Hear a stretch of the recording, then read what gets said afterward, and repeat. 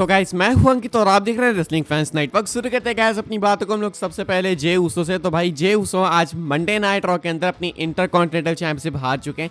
अंदाजा हम सबको था, कल मैंने इसको 2-3 बार डिस्कस किया था भाई कि हो सकता है रॉ में शायद जे उसो हार सकते हैं बिकॉज ब्लड लाइन इंटरप्ट कर सकती है। एंड बिल्कुल वैसे ही हुआ भाई, ब्लड लाइन इंटरप्ट करती है। जेका फाटू ने आके भाई जे उसो की हड्डियां तोड़ दी, आके अटैक कर दिया उन पे। एंड उसके बाद ब्रॉन ब्रेकर फायदा उठाते हैं, एक मॉन्स्टर स्पीयर लगाते हैं एंड जे उसो को पिन करते हैं, वापस से बन जाते हैं चैंपियन।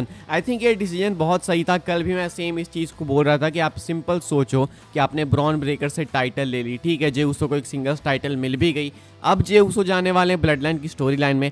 उस वाली स्टोरी के अंदर आईसी टाइटल की नीड नहीं है। वो ऑलरेडी जो स्टोरी लाइन है भाई वो किसी भी टाइटल से काफ़ी ऊपर है, तो आईसी टाइटल वेस्ट क्यों करना है। एंड ब्रॉन ब्रेकर जैसे टैलेंट बिना टाइटल के क्यों रहे। तो ऐसे में भाई ब्रेकर को टाइटल देना ही सही डिसीजन था। एंड जिस तरीके से इन्होंने दिया है ये बहुत अच्छा था, ये यही चाहिए था भाई। इस तरीके से जे उसो और रोमन जिमी की साइड इजीली जा सकते हैं। And OG blood line versus new blood line वाला गेम जो है प्रॉपर अब चालू हो चुका है। अब जे उसो कन्विंस करने की कोशिश करेंगे कुछ टाइम बाद सेमी जेन को मोस्ट लाइकली। एंड आज टाइटल ड्रॉप कर चुके हैं, तो अब सीधा इनका जो है भाई जो भी पंगा है वो न्यू ब्लड लाइन से है। एंड इसके लिए वो रोमन रेंस जिमी उसो को डेफिनेटली ज्वाइन करेंगे। आपके अकॉर्डिंग भाई कैसा था ये डिसीजन डब्ल्यूडब्ल्यूई का, कमेंट करके बताना। मेरे हिसाब से बेस्ट चीज़ थी जो कि डब्ल्यूडब्ल्यूई आज कर सकती थी एंड इन्होंने करा इस चीज़ को। साथ में भाई मंडे नाइट रॉ खत्म होने के बाद ऑफ एयर में कोडी रोड्स एंड सोलो सिक्वा का मैच होने वाला था, लेकिन कोडी रोड्स एंड सोलो नहीं हुआ बल्कि कोडी रोड्स एंड जेका फाटू हुआ। एंड जेका फाटू इस मैच में हार गए कोडी रोड्स से। अपना सिंगल्स मैच कंप्लीट करते हैं जेका फाटू यहाँ पे भाई। एंड टेबल्स वगैरह भी टूटे हैं जैसा मैं देख सकता हूँ इस मैच के अंदर। एंड में 3 क्रॉस रोड्स लगाते हैं कोडी रोड्स, उसके बाद जेका फाटू पिन होते हैं। तो ऐसे में ये चीज़ अच्छी है भाई कि चलो जेका फाटू को हारना था वो तो हमें आइडिया था, लेकिन 3 क्रॉस रोड से पिन हुए। तो डब्ल्यूडब्ल्यूई ने उस चीज़ को डार्क मैच में भी मेंटेन किया कि भाई ये मॉन्स्टर है, ये इतना इजीली ऐसे हार नहीं सकता।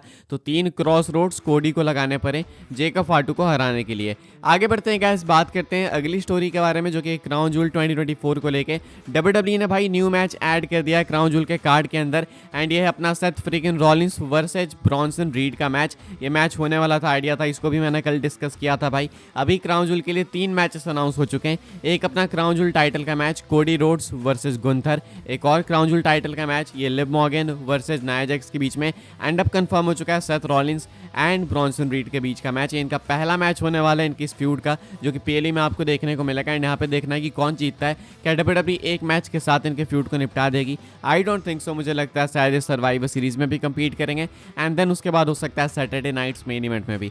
फिलहाल क्राउन जूल के लिए एक और नया मैच ऐड हो चुका है। मैं एक्सपेक्ट कर रहा हूँ भाई कि शायद एक और मैच ऐड होगा जो कि अपना रोमन रेंस वाला होगा। एंड इसके बाद जो एक और मैच ऐड होगा देन आई थिंक वो शायद होने वाला अपना बियांका ब्लेयर वाला, क्योंकि बियांका होती है भाई नॉर्मली पीएलईज वगैरह में। सो आई थिंक वहाँ पे वो होंगी। बाकी केविन ओवंस का मैच इसलिए नहीं ऐड होगा बिकॉज डब्ल्यूडब्ल्यूई उनको अभी दूर दूर रख रही है स्टोरी के अंदर देखो तो शायद उस चीज़ को भाई और ज़्यादा सीरियस दिखाने के लिए, रियल दिखाने के लिए शायद केविन ओवंस का मैच डालें ही ना क्राउन जूल के कार्ड के अंदर। आगे बढ़ते हैं गाइस, बात करते हैं अगली स्टोरी के बारे में जो कि है मैसिव स्टोरी, एक मैसिव स्टोरी। कभी मैंने सोचा नहीं था भाई कि डब्ल्यूडब्ल्यूई के एक रिंग अनाउंसर इतनी ज़्यादा पॉपुलर हो जाएंगे कि भाई उनका जाना एक शॉकिंग फैक्टर बन जाएगा फैंस के लिए। कल ऑल ऑफ अ सडन अचानक समंथा आयरविन एक ट्वीट पोस्ट करती है। मल्टीपल स्क्रीनशॉट यहाँ पे डाल रखे हैं भाई इन्होंने अपने नोट्स में से।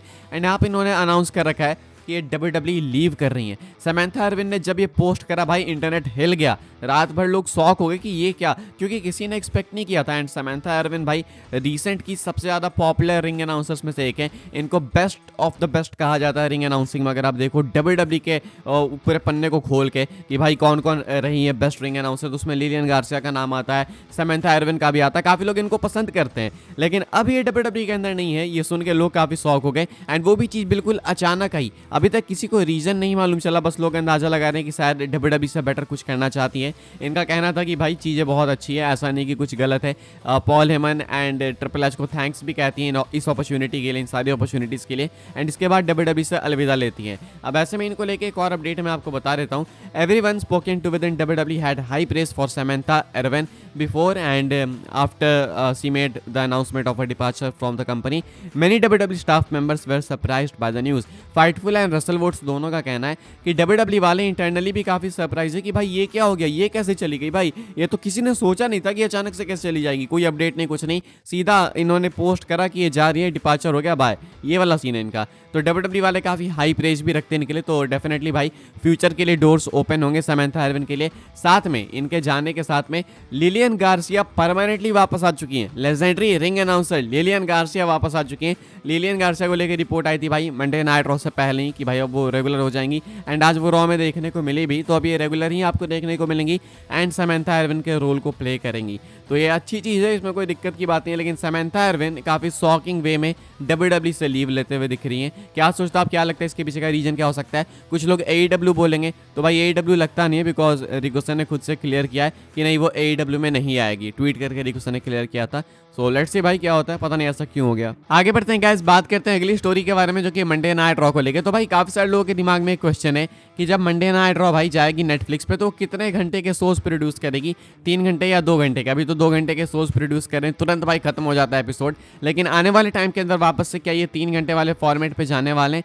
एक्सपेक्टेड तो है, लेकिन शायद एग्जैक्ट 3 घंटे के फॉर्मेट पे नहीं, उसके आसपास में भी जा सकते हैं। मैं आपको बता देता हूँ, PW इंसाइडर की अपडेट है, कहा जा रहा है the expectation in recent days based on multiple WWE sources is that WWE Raw will return to closer to 3 hours when it moves to Netflix। PW insider का कहना है कि अभी रिसेंटली में मल्टीपल WWE सोर्सेस ने ऐसा indicate किया कि एक्सपेक्टेशन है कि जब मंडे नाइट रॉ भाई नेटफ्लिक्स पे जाएगी तो शायद 3 घंटे के आसपास के शोज प्रोड्यूस करेंगे, 3 घंटे के फॉर्मेट पे ऑलमोस्ट चले जाएंगे। तो क्लोजर टू बोला जा रहा है, तो मैं एक्सपेक्ट कर रहा हूँ भाई कि शायद 2 घंटे 45 मिनट की बात हो रही है। 3 घंटे के चांसेस ही ज़्यादा भाई, 2:45 जाएंगे तो 3 क्यों ना जाएं, ये सिंपल सी बात है ना। तो 3 घंटे के ही चांसेस ज़्यादा लग रहे हैं फिलहाल। आगे बढ़ते हैं गाइस, हम लोग बात करते हैं अपनी नेक्स्ट एंड फाइनल स्टोरी के बारे में जो कि फ्राइडे नाइट स्मैकडाउन की व्यूअरशिप को लेके। स्मैकडाउन की व्यूअरशिप निकल के सामने आई है एंड आई थिंक ये एक अच्छा एपिसोड था।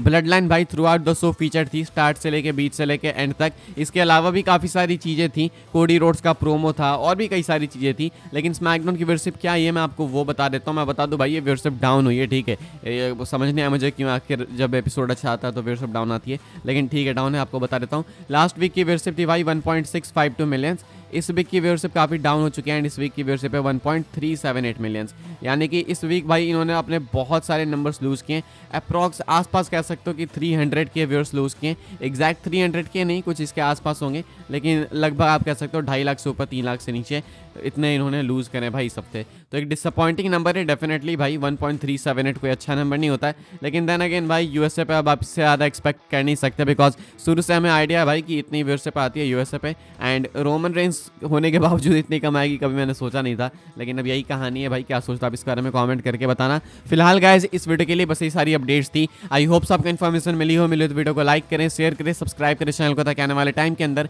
आपको और भी ऐसी WWE की news updates time to time जानने को मिलते रहे। फॉलो कर सकते हैं आप लोग मुझे इंस्टाग्राम एंड ट्विटर पर, लिंक आपको मिल जाएगी डिस्क्रिप्शन में। ज्वाइन कर सकते हैं व्हाट्सएप चैनल को, उसके भी लिंक है डिस्क्रिप्शन में। मिलूंगा मैं आपसे अगले वीडियो में, तब तक के लिए goodbye, thanks for watching.